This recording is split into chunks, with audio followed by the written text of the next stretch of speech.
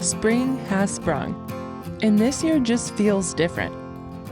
We recently made the leap to being fully self-employed, with our previous job being awesome, but causing us to spend a ton of time on the road. We had been facing some serious burnout. It came time to make a decision, and we decided to trust the plan and dive into a life we have worked so hard to build. With this new decision comes much more freedom of time. Now, don't get me wrong, working for yourself is anything but easy. But we were also working 3 full-time jobs between the 2 of us last year. So cutting that back to 1 full-time job certainly is a lot easier to handle for us. We took a bit of a pause to rest and reflect. And now we're feeling more motivated than ever. We have been enjoying spending a ton of time with our herd, and all those projects we have been chipping away at, well, those are getting finished up. Finally. Oh, here she goes. Oh, Jones. Today we're going to share with you one of the projects we're most excited to finish up, and that's a really handy tool for training horses. But first we wanted to share a little fun adventure to the arena with the babies the other day. I've been having a blast putting more rides on my 4-year-old Mustang. We adopted this guy as an untouched wild Mustang a little over 1 year ago now. We've also been bringing our horse Taz to the arena, and Jason's been enjoying riding him. Taz we purchased because he suffered from anxiety, and we wanted to help him out before we find him his forever home. You guys can find lots of other videos on these boys on our channel. Taz has really come a long way. He was suffering from ulcers when we purchased him, and so we've had him on some medications and feed-throughs, which really seem to be helping. Now we're just taking our time to get him legged back up before we start riding him back up in the mountains again. With us going full-time on YouTube, we can't wait to bring you guys along with all the adventures we have planned.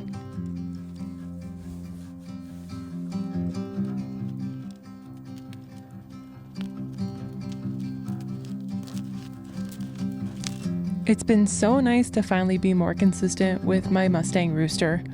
I've also been able to spend a ton of time with my new Mustang Honey, and I'll be giving you guys an update on her in the near future. Well, springtime is here in full force here in Idaho. So what we're gonna do, we're gonna actually show you what is probably one of the most underutilized tools for a horse property. But first, we need to finish building it. If you guys have been around here for a while, then you might remember clear back in October, we actually dug the holes for this project. We were able to borrow our neighbor's skid steer, and we got all the holes placed. And that's as far as we got until about December, when we finally got the poles in and concreted in place. Hey, oh yeah, I got it. Oh my gosh. It's gone forever. It's entombed. I'll hold that. And now here we are in April. We finally made the decision to go full-time on our own YouTube and business, which means we have a lot more time here at home, and we're finally getting around to finishing up some big projects. This being one of them, our chicken coop greenhouse combo being another, and we're going to be sharing that with you guys here pretty soon. But we're going to be focusing on this project, what it is, and why it's so important if you're training horses. But before we bring you along on the final build of this, there are a few chores that we've got to get done. And one of them is extremely fun. Well, we thought we were maybe moving, that we'd already be moved or be in the process of moving right now or early this coming month, but we're not, unfortunately. And fortunately, I mean, we got a bad feeling about it after the seller kind of backed out on, our agreement and all that stuff. So anyway, but we didn't go get more hay because we didn't want to have to move more hay. We were like, well, we'll just buy more hay when we move to the new place. But since we're staying, we got to go grab a few more bales. So we found some locally. They're big giant square bales. And the guy said we can use his dump trailer to haul them because we don't have a tractor or a flatbed. And so we don't have any way to unload them or haul them really, unless he could load like one at a time in our pickup. But anyway, his dump trailer can haul 2 at a time. So I think we plan on getting 4.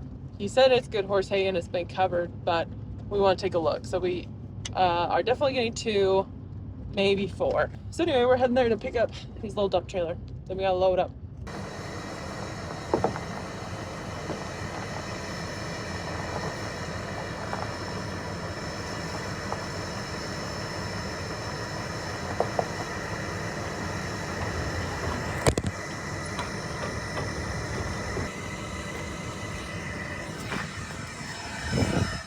We are continuing our search for a place, and since we thought we were going to be moving to a new property, we let our hay supply dwindle a little further than we normally would just so we didn't have to move it all.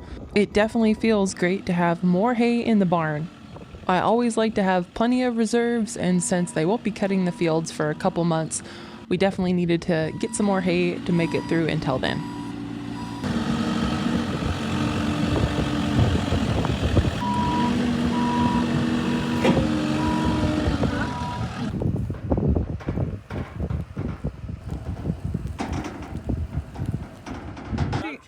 Yeah, we'll get that tray because it'd be kind of nice to back up a little bit further, but come on.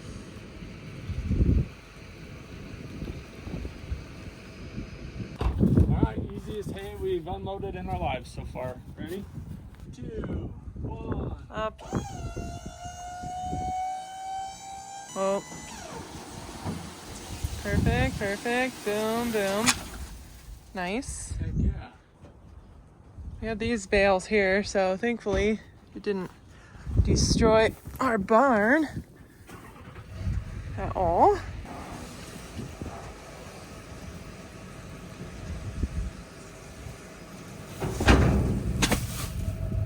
Perfect. Well, this is hay, alfalfa, grass hay, so this will be good. Now I can feed out grass and one alfalfa, and then the other grass, the other alfalfa. We can probably push this one over here once we feed this one out. So we might have to tarp those a little because they're outside the barn, but this will be fine for now. I'm glad he loaded grass, alfalfa, so that we have the alfalfa, and then we can push that one over here once we feed this one out, probably. Yeah. Sweet. Lots of hay. With a barn restocked full of hay, we get to head out and do something extremely fun. This is a springtime chore that we like to get done every couple of years.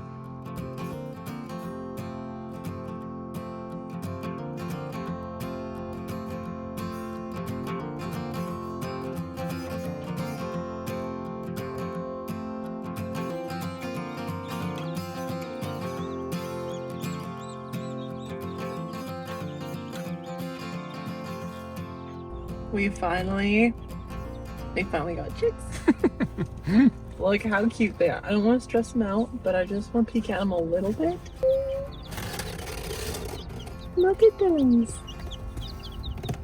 We got 6 little baby chicks. We got green egg layers. We got 2 buff Orpingtons. Then we got a silver laced Wyandotte. That one was for Jason because he said they were so pretty, the hens, so he wanted one of those. And I'm really excited to have green egg layers. That is going to be really fun. And I've always wanted some buff Orpingtons, and I've never ever had them before, so I'm pretty excited for those. I've heard they're really nice chickens, so look at it, healthy. The lady was laughing at me because I was like, I don't want any with poopy butts. And so we were checking all the babies, so she's like, yep, this one's got a clean butt. I'm like, okay, perfect. So, nice, healthy little, super energetic chicks.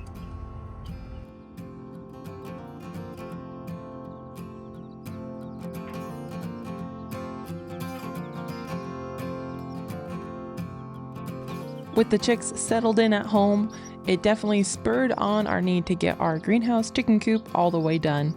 We'll share more about these little guys and an update on them later. But for now, let's jump back to our project. We're going to be building a permanent highline today, and if you don't know what that is, don't worry, we'll explain it in just a bit. String eyeballer? I'll step back. My dad and brother will laugh at this because I'm terrible at telling if things are level or on grade. Back when I used to do cement finishing with them. Also, the string's invisible from here, so that doesn't help. After a little back and forth, we got the string level and tied off. Now it's time for the next step, drilling a couple of holes in this thick-walled Just what do you pipe. think? You ready to learn how to stand tied politely and safely?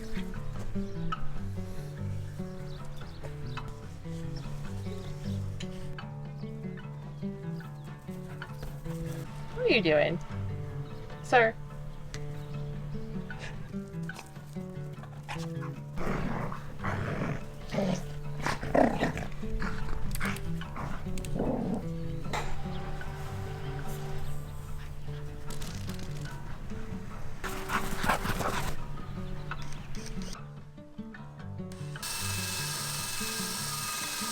We don't have a ton of metal bits laying around, so we're just using some WD-40 and the bits that we do have. Yeah, it's good. You go up a touch. It does the job though. I did not. Sweet, that wasn't too bad. Ready? Yeah. This isn't the way to go. Ooh, it's gonna be close.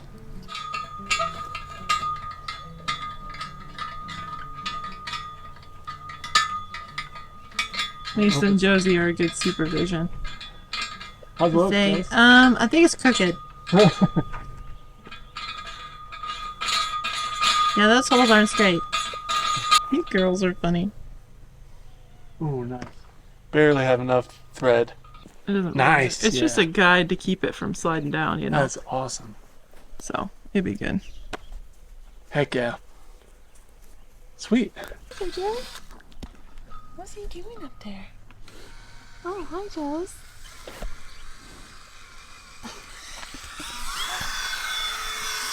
Hi, Joe. Oh, hi. You're a funny girl.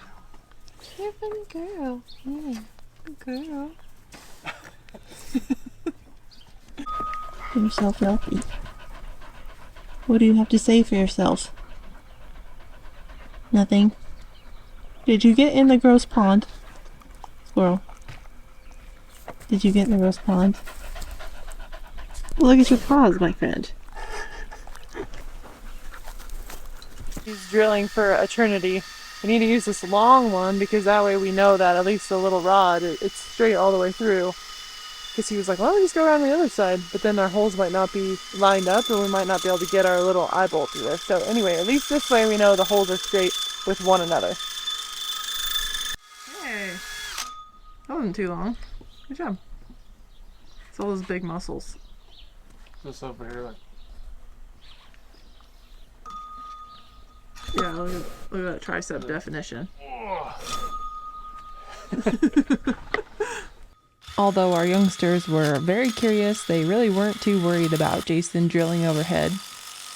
Mesa couldn't figure out what the heck he was doing up there though. We're drilling holes for 2 eye bolts. These will keep the chain and cable in place and prevent them from sliding down the post. We could have just had someone weld on a bracket over on this side. Probably would have been easier. We don't have a welder. So we're running eye bolts through. The post will be holding all the tension. So the eye bolts are just to help everything from slipping downwards. But we got some really heavy duty chain, a nice big heavy duty chain link fastener, and then we're putting that to a tensioner. And then on this end, we'll run our cable, and then our cable is going to go straight around through that eye bolt over there. And we'll cable clamp that all together. But on this end, we needed to put this tensioner in here, so we've got a link of chain. So now, we can string our cable. Yeah. So, yeah, that's exciting.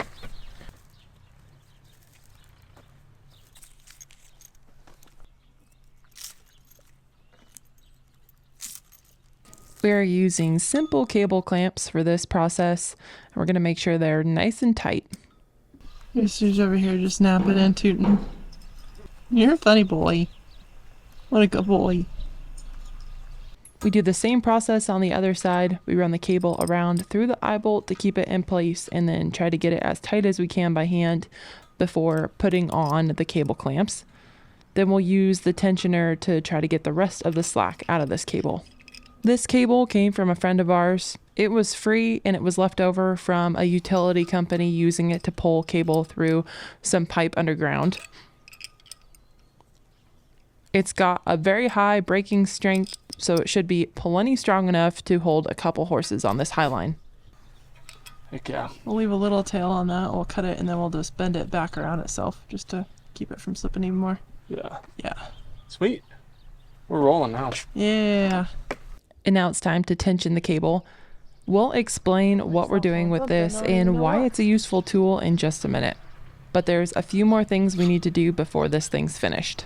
That's probably good. That's good. Don't you? We have 4-foot sections of chain that we're hanging from this with cable clamps, and then on the end of those we're going to put a chain link and a bull snap swivel. And with that, our highline is complete. There's enough room on this highline for 3 equines to be on it at a time, with plenty of room to move around so that they're not too close to one another. Josie gets to do the honors. Or Mesa, you want to do the honors? Mesa, do you want to do the honors? She could do the honors. She's a good girl, huh? Yeah? Do you want to try it? Want to be highline for the first time? Yeah. Normally you would highline a young horse before you hard tied them, but Mesa's already good at hard tying, so she shouldn't be bad at highlining in theory. So what exactly is the point of a highline? Some of you guys may have heard of the term patience pole and have seen those. A highline does basically the same thing. It teaches your horses to tie without the fear of them setting back and hurting themselves. They can't get the same leverage. And here, when they move around, you can see how it disengages his hindquarters. Highlines can allow horses the freedom to move, especially if they tend to feel claustrophobic and want to pull back. This can really help them learn how to tie in a much safer way. Since we primarily highline as a form of containment for our equines when we're up in the mountains, it's awesome to have a permanent highline here at home so we can teach them how to highline before we ever go up into the mountains with them. We use cable because rope wears out when it's out in the weather, so this way we don't have to replace a rope every year. And we also decided to use chain instead of their lead ropes because this will deter them from munching on their lead ropes. Young horses like Josie, Rooster, and Mesa tend to chew on things quite a bit. It's just what babies do. So the chain just prevents them from chewing up their lead ropes and potentially even chewing through them and escaping. Now, there are definitely some safety precautions when it comes to highlining. I've heard the 7-7-7 rule, meaning you want your highline at least 7 feet off the ground. You want to tie your equines at least 7 feet apart from one another. And you want to keep them at least 7 feet away from trees when you're up in the mountains because they can paw up the roots and cause damage to the trees. While up in the mountains, we will allow them to have a long line when we can keep a very close eye on them so that they can put their head down and graze, but other than that, we tie them fairly tight throughout the night. This prevents them from getting that rope around their neck or around a leg and causing a big wreck and potentially some harm to themselves or others. And lastly, it's really important that you have a swivel somewhere on your system because otherwise, if they do a lot of circles, they can really get that lead rope or chain or halter all twisted up and it can become really tight and uncomfortable for them. We like to have the lead ropes or chains just low enough that they can keep their head at a comfortable level if they're just resting, but not so low that they can get their head down and paw over their lead rope. While camping in the backcountry, we really like using a highline because it's nice and lightweight to carry with you when you're packing up into the backcountry. It's easy to set up, and it's very safe as long as you follow these rules. We either leave the highline a little long and feed them hay on the ground when we're close by and can keep an eye on them, or we'll turn our mules loose with hobbles on to graze in a nearby area. But then at night, or if we need to leave stock in camp, we'll go ahead and highline them fairly tight so that way we ensure that they don't get into any wrecks while we're gone. We like to use the use of tree savers as well so that the ropes don't cut into any tree bark and we don't cause any damage. Overall, highlining is a great tool and it's so nice to be able to practice here at home to make sure that all of our equines are comfortable with this before we get out into the backcountry. Look at you in your little fly mask. You look adorable. Your little ears. So cute. A highline is a great tool for teaching your horses how to stand patiently in a safe way. It's a great precursor for hard tying them if you're afraid your horse might be one who's going to set back. It's also a nice, safe way to tie up a horse if they tend to paw or cause a fuss when they're tied up. There's nothing that they can get hurt on as far as pawing a fender or anything like that.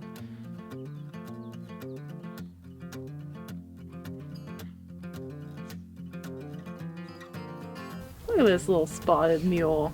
She's just the cutest girl. She's such a weirdo. You're so weird. Well, we've had our highline up for a little over a week now, and man, we love it. This is a great tool to teach these youngsters how to tie, and the older horses like Taz who have anxiety and really have a hard time like standing tied. He wants to paw and stuff, so this is a great way. She's like this. Good demonstration. Don't do that though. So this is a great way to tie them safely. We don't have to worry about if they were to set back. They just don't have the same leverage that they would on a post, so it's going to prevent them from hurting themselves. And yeah, it's a great tool. Teaches them how to highline, so that way when we're up in the mountains we can highline them safely, and we know that they already know how to do that. So we did put in 7 bags of concrete in each post originally, and there was just a little bit of wobble left in these posts after we did that, and so we actually dug this out and put in an additional 10 bags per side. So it is really solid now. There's no chance, even if all 3 of these guys you know, hit one side of it, there's no way that these posts are budging. They are super solid. Wait, show me that again. Yeah, it's not going anywhere. So we feel really good about it. Obviously we're going to be, you know, around to keep an eye on these guys while they're highlined, but if we're not watching them 100% of the time, I feel good that they're not going to get in any trouble. So we got a little artwork we put in there. We got our brand in there. If you guys have been around for a long time, then you know our Grula mare Timber that we actually had to put down. She has her little horseshoe. We got our little horseshoe in there, so it's a little remembrance of Timber in here.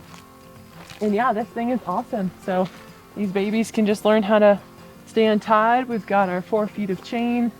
We've got our nice little swivel on here, so there's no way that they can bind this up.